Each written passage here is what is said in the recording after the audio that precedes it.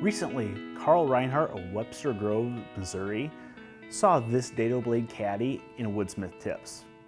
It's designed to hold the dado blade and the chippers, so when you're changing your dado blade, it's easy to dial in the exact width you need. Carl emailed in and had a couple suggestions, however, that I happen to really like. Let me show you those. The first is adding a pair of dowel posts. And those are sized to hold the flange on one side and the shims on the other. That keeps them from sliding off into the throat of the table saw and getting lost. In addition, he added this magnetic cup, and that holds the nut, so that way that doesn't fall in either.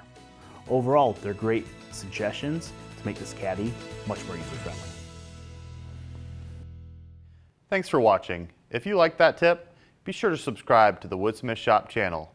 We're always adding new shop tips and woodworking videos every week, so hit the bell button to be notified. Plus, look for project plans and downloads in the description below.